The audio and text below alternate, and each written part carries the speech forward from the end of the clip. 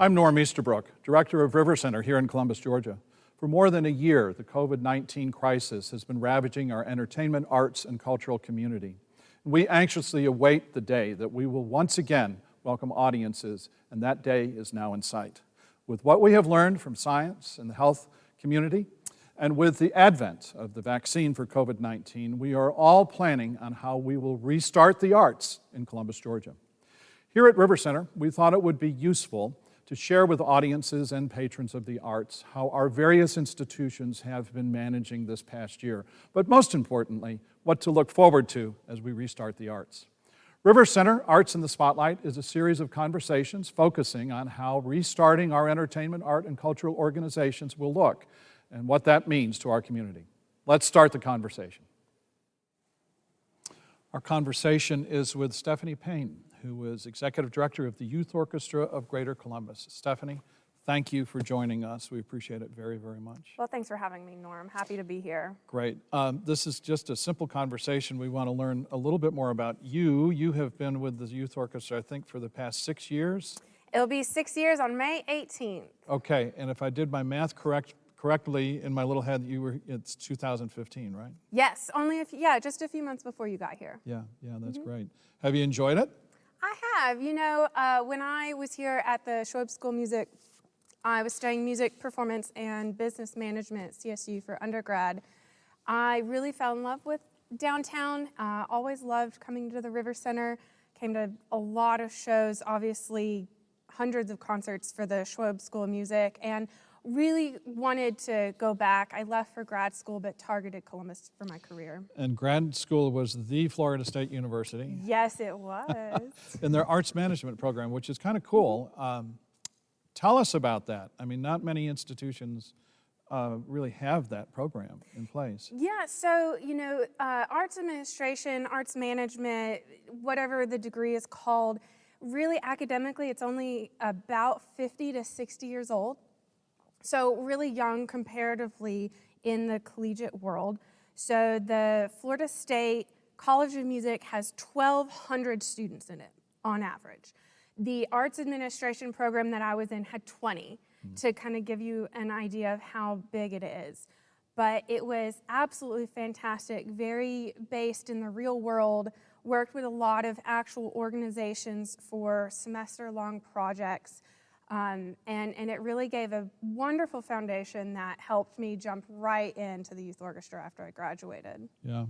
Now, I'm shortchanging a little bit when I say that you are a flautist, a flute player. Yeah. Because I had to turn the card to get onto the list. The silver flute, the piccolo, the alto flute, the Irish flute, penny whistles, Native American flute, and fife. Let's not get into all of that, because we're going to have you come back, okay? Yeah. Let's not get into all of it. I've got one question. What the heck is a penny whistle? So the penny whistles are those little Irish whistles that you'll see with sessions in Irish music. It's the exact same thing as a tin whistle. It just depends on what you feel like calling it. So yeah, I have 3 different keys of whistles right now. Is it something anybody can play? Could I play it? Yeah, so the penny whistle is what's called a fipple flute. A what? A fipple, F-I-P-P-L-E. Okay. It's a fipple flute. It's the same thing as a recorder, right? So you have the mouthpiece, and you exhale through the instrument, and the instrument directs your airstream and creates the sound for you. So it's really easy. There's only there's a limited range. The fingerings are pretty easy, so it's a simple instrument to pick up. I've been following the things you've posted on Facebook about each of these instruments, and they're fascinating. And I really do mean we want you to come back and talk about that. Thank and we you. may touch on that a little bit later, because a lot of times people see folks in administration and they think, well, they're in administration, they don't do a lot of performing and artwork and so on. Surprisingly, everyone does. Yeah, well, yeah, so one of the reasons I went to Florida State was because that program values and encourages all of the participants to continue creating their art. Florida State is unique in that they actually have 3 separate arts administration programs, one based in the College of Music, one based in the School of Theater, and one based in the Visual Art Department. And my program director, when I was there, one of my colleagues was cast in the opera, which for Florida State is a huge deal, especially for a non-major. And they made it work. They gave him whatever allowances he needed. And I think it's really important for all administrators to have some connection to the creative side of it, because it keeps us in touch with the people we're serving. It leads to a question I've had for everyone that's been on the first few of these, as we get to know some of the art, the art leaders in our community. With a creative spirit and a creative soul, these have been really difficult times for people to go through. Without dwelling too much on the difficulty, what have you been doing creatively during this time that kind of carries you or buoys you through this COVID crisis? So I think the most important aspect is that I've had a really great teammate in my music director, Jim Palmer, and an incredibly supportive board. So they've always taken the attitude of, what are we going to do? Not if we're going to do something. So it's what are we going to do and how are we going to do it safely? And so, over the summer, we did some socially distanced jam sessions. So there wasn't classical music. We played some Irish music, some bluegrass, some other kind of folk stuff that you can learn by ear.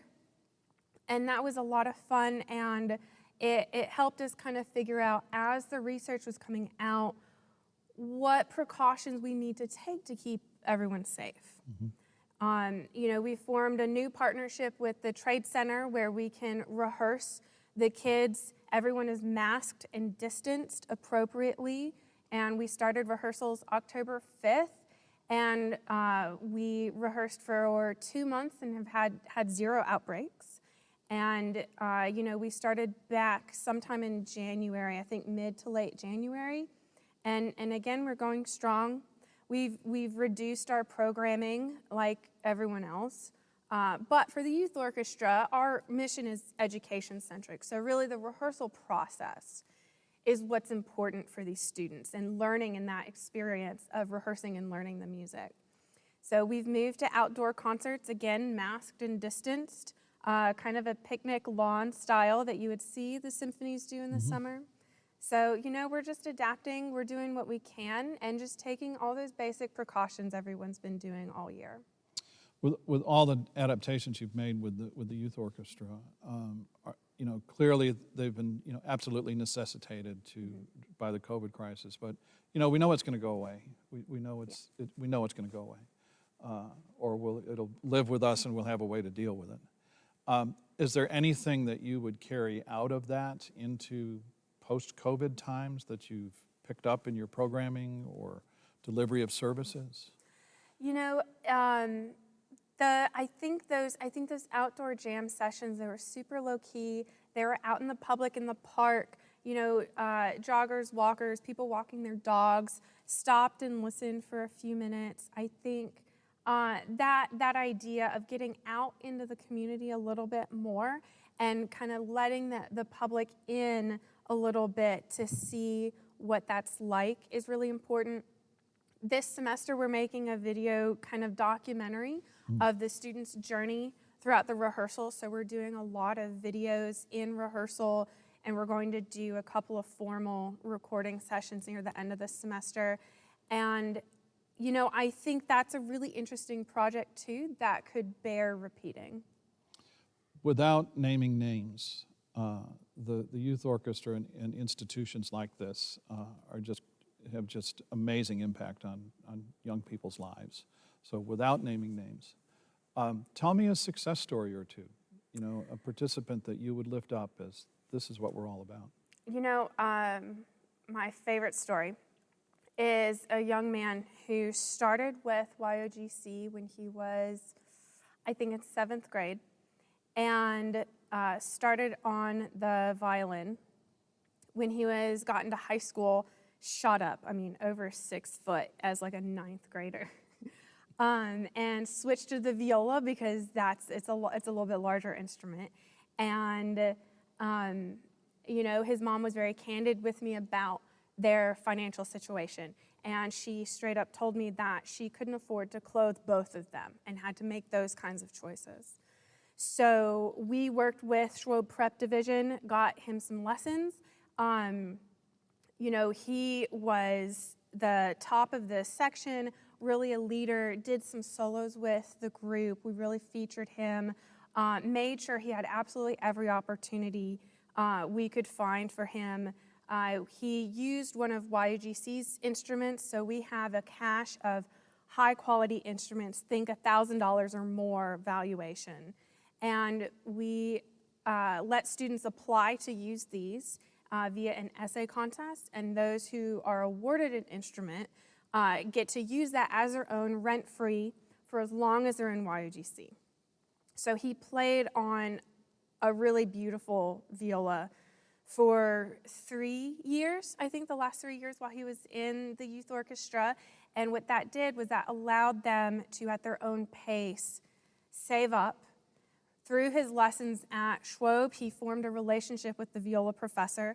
That professor then connected him with a fantastic deal on about an equal quality instrument. So he was able to purchase his own, and now he's studying over at Schwob and doing brilliantly. I think that's amazing. Yeah, it's really great. You know, that's a musician. We have other people that have gone on. They're business leaders in town. They're professional musicians. We have a musician that is I think the assistant lead trumpet for the world famous Glenn Miller Band. You know, he's been to Japan, Canada, all over the U.S. Yeah. If you're speaking to a parent, what would you tell a parent as to why their child should be working in the youth orchestra? You know, we talk about intrinsic and extrinsic benefits of the arts, right? This is probably nothing new to you. But the obvious benefits are, of course, they learn how to play the instrument. They learn how to play really difficult music. It's, you know, productive time to keep them out of trouble. But I think what's really, really important is that these students learn all of these soft skills. Whether they go into music or not, fine.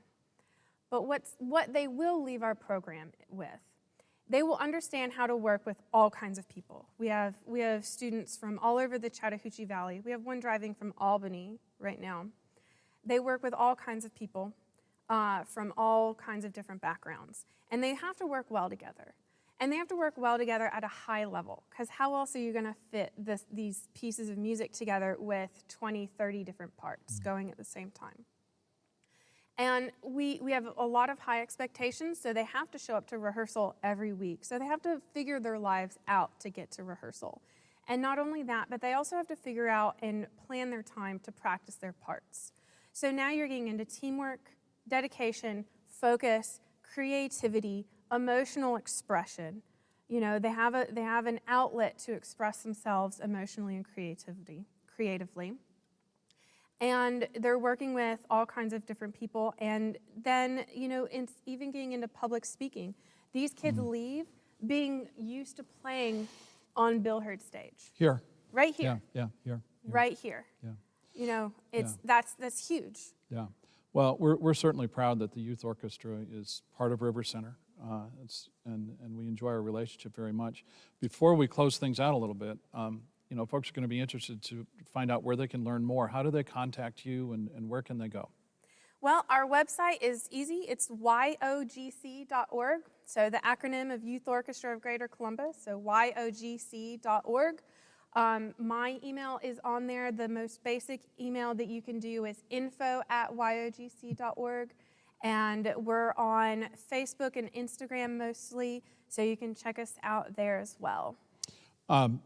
We're going to have you back to talk more about all of these many flutes that you play and the other side of Stephanie Payne. And certainly more about the Youth Orchestra. I mean, clearly there's a lot more of the story to tell. And thank you for what you're doing, and thank you for your partnership and the way you're touching children's lives in our community. Thank you so much, Stephanie. Thank you. We couldn't do this without you and without River Center. Absolutely not. So we thank appreciate that. And before we sign off, usually it's a coffee mug, but I'm going to present you with a River Center mask, and I hope that you will wear it with pride. I will. Thank you so much. Thank you, Stephanie. Thank you for joining us for this River Center Arts in the Spotlight conversation. If you would like to suggest a topic, organization, or individual for us to include in these conversations, please contact us through our Facebook page or through our website. We look forward to continuing these conversations as we restart the arts in the Columbus community.